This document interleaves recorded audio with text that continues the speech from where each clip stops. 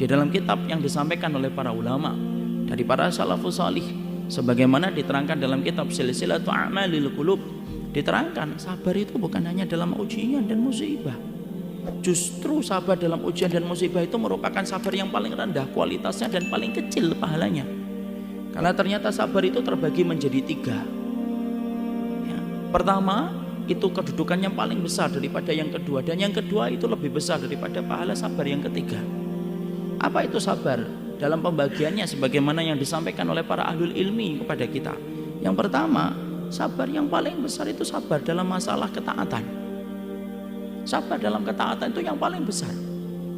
Yang kedua, sabar ketika meninggalkan larangan-larangan yang telah diharamkan oleh Allah dan Rasulnya. Sabar yang kedua. Dan yang ketiga, baru sabar yang ketiga, sabar dalam ujian dan musibah. Kenapa sabar dalam ujian dan musibah menempati posisi yang paling rendah, buncit, dan mendapatkan pahala yang paling kecil di antara sabar-sabar yang kita sebutkan 2 poin yang pertama? Maka diterangkan oleh Abdul Badawi Al-Khalafi dalam kitabnya Ahbabullah. Beliau menyampaikan, ya wajar sabar dalam ujian itu menempati pahala yang paling kecil. Karena antum ketika mendapatkan ujian, tidak ada pilihan bagi antum kecuali 2, ngambil sabar atau tidak sabar. Dan dua-duanya tidak merubah kondisi dan keadaan. Antum tiba-tiba mendapatkan telepon jam 1 malam, lalu kemudian dikabarkan di ujung telepon bahwasanya ibu antum meninggal dunia. Antum cuma punya 2 sikap hati. 1, sabar, mengucapkan inna lillahi wa inna ilaihi rajiun. Dan itu pun ibu antum tetap meninggal dunia walaupun antum sabar. Yang kedua, antum bisa kemudian marah-marah, banting pintu, kemudian antum bergulung-gulung di atas pasir, mampu. Tapi itu pun kemudian tidak merubah keadaan. Dan yang kemudian diberikan pilihan cuma 2, antum sabar, tidak merubah keadaan itu walaupun antum mendapatkan pahala di sisi Allah, atau antum tidak sabar, itu pun tidak merubah keadaan. Makanya sabar di dalam menghadapi ujian itu sabar yang paling rendah dan paling buncit pahalanya. Lalu kenapa sabar di dalam melakukan ketaatan itu merupakan sabar yang paling besar keutamaannya? Dikatakan oleh Abdul Badawi Al-Khalafi, iya, karena sabar dalam ketaatan itu kita memiliki banyak pilihan yang berlimpah dan pilihan yang beragam. Tapi kita tinggalkan semua pilihan-pilihan itu untuk menempati 1 perintah yang Allah berikan. Disitulah Allah itu memberikan keutamaan yang besar. Kenapa? Semakin banyak pilihan-pilihan yang antum bisa pilih dan antum tinggalkan itu karena Allah, lalu antum tetapi ketaatan itu, maka itu sabar yang paling besar keutamaan dan paling dicintai oleh Allah. Antum sholat subuh berjamaah lalu melanjutkan dengan kajian ilmu. Antum punya banyak pilihan sebenarnya.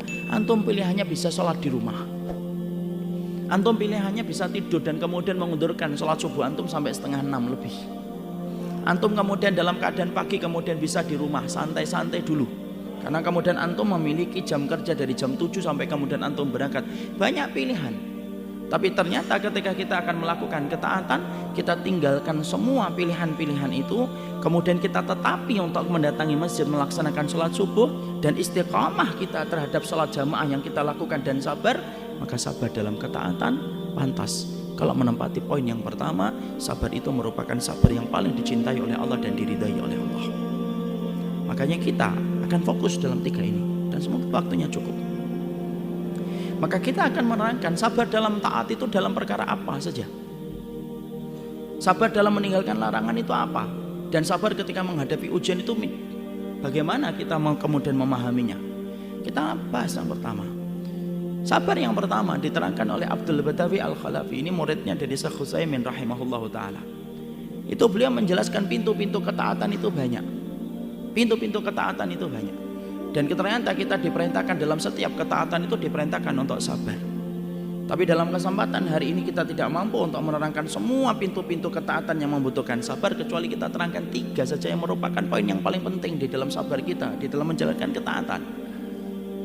Apa 3 poin yang kemudian kita pahami dari sabar yang pertama? Sabar dalam ketaatan yang kita betul-betul diperlukan untuk kemudian sabar. Yang pertama, sabar yaitu adalah ketika kita menghadapi orang tua kita ketika tua dan sepuh. Nah, ini penting. Karena ternyata dalam kehidupan seseorang, kesolihan itu sangat tergantung bagaimana dengan tingkat baktinya seseorang itu kepada orang tua.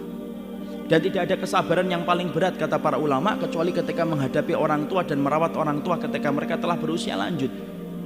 Makanya Syekh Utsaimin sampai menerangkan dalam kitabnya Syarah Riyadhus Shalihin, antum punya orang tua umurnya 50 tahun, antum merawat orang tua itu, dengan ketika antum punya orang tua umurnya 80 tahun, itu beda pahalanya di sisi Allah. Kenapa? Semakin renta dan semakin tua, semakin besar pahala yang Allah berikan kepada orang yang merawat orang tuanya dengan baik. Kesolihan pribadi itu berbanding lurus dengan tingkat baktinya seseorang itu kepada orang tua. Karena sesungguhnya syukur kita, Pak, tidak akan pernah diterima oleh Allah sampai kemudian kita ini bersyukur kepada orang tua kita. Makanya Imam Ibnu Abbas radhiyallahu anhu sampai kemudian menerangkan kepada kita, hunaka salasu ayatin la tuqbal wahidatum minha illa maqrunatum biqariniha. Ada 3 ayat yang pengamalan dari 3 ayat ini tidak akan diterima sampai kita mendatangkan 3 ayat penyertanya. 1, sholat kita tidak akan pernah diterima oleh Allah sampai kemudian kita membayarkan zakat. Makanya kita selalu mendapati perintah di dalam Al-Quran, aqimus sholata wa atuz zakah. Sholat dan zakat itu bergandengan terus. Yang kedua, syukur kita, taat kita kepada Allah tidak akan diterima oleh Allah sampai kemudian taat kita kepada Rasul. Makanya kemudian selalu bergandengan atiullah wa atiur Rasul. Dan yang ketiga, kemudian Ibnu Abbas itu berkata, syukurnya manusia kepada Allah ditutup pintu langit, tidak akan diterima oleh Allah. Allah tidak ada hajat untuk menerima syukurnya manusia sampai manusia itu bersyukur terlebih dahulu kepada ibu dan bapaknya atas segala usaha dan pengorbanan yang telah mereka berikan ketika mereka mendidik anak-anak mereka.